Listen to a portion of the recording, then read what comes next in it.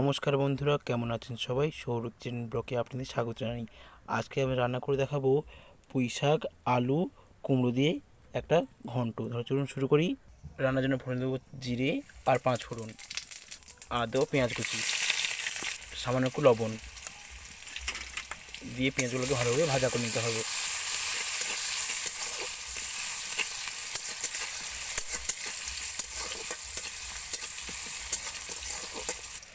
পেঁয়াজ ভাজা হয়ে গেছে, এরপর দেবো আদা বাটা।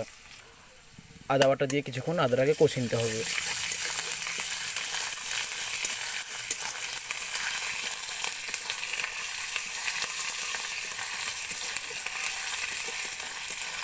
আদা কষানো হয়ে গেছে, দেবো লঙ্কা গুঁড়ো। লঙ্কা গুঁড়ো দিয়ে কিছুক্ষণ লঙ্কাটাকে কষিয়ে নিতে হবে।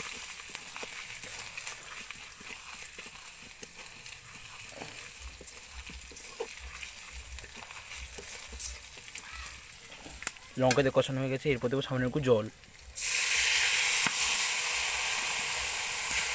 জল দিয়ে ভালোভাবে মশলা কষিয়ে নিতে হবে।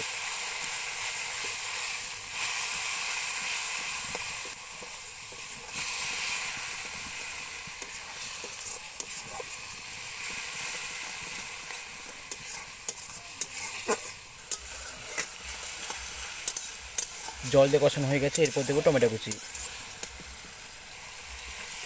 আর দেবো হলুদ গুঁড়ো দিয়ে ভালোভাবে মশলাটা কষিয়ে নিতে হবে।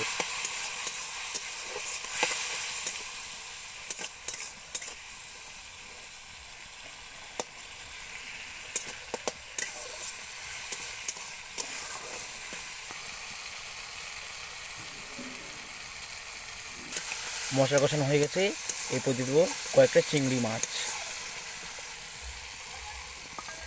চিংড়ি মাছগুলো দিয়ে কিছুক্ষণ মশলাতে কষিয়ে নিতে হবে। মিনিমাম 5 মিনিটের মতো কষিয়ে নিতে হবে।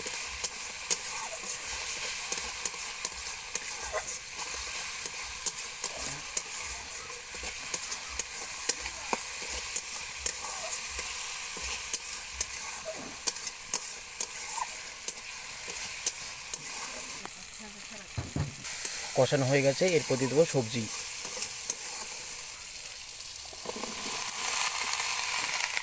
সবজিগুলো দিয়ে একসাথে কষিয়ে নিতে হবে।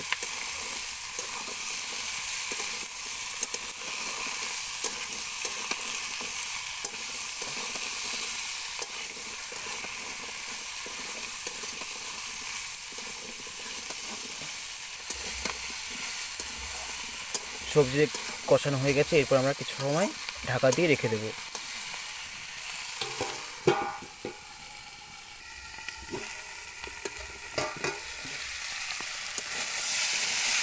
ঢাকনা খুলে কিছুক্ষণ নাড়াচাড়া করে নেব।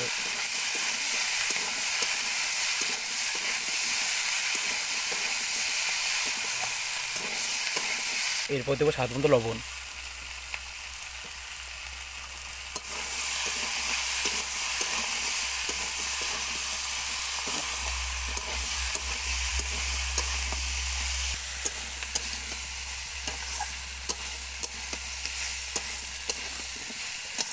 লবণ দিয়ে কিছুক্ষণ নাড়াচাড়া করে দেখবেন একটু জল জল ভাব এসে গেছে।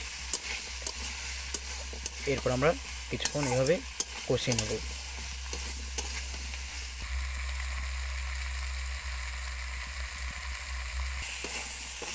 এরপর দিয়ে দেবো জল।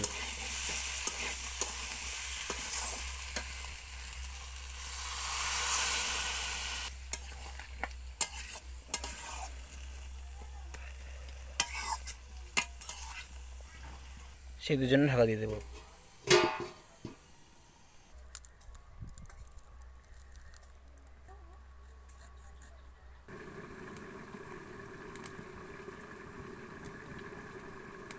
চলুন দেখি সিদ্ধ হয়েছে কিনা।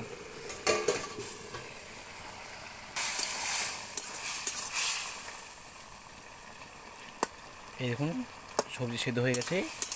এরপর আমরা খুন্তির সাহায্যে এইভাবে মাখা মাখা করে নেব। এই দেখুন, মাখা মাখা হয়ে গেছে।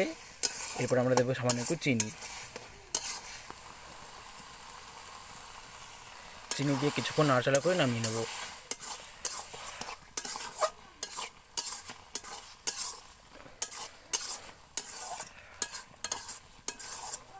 এটা হয়ে গেছে, এটাকে নামিয়ে নেব।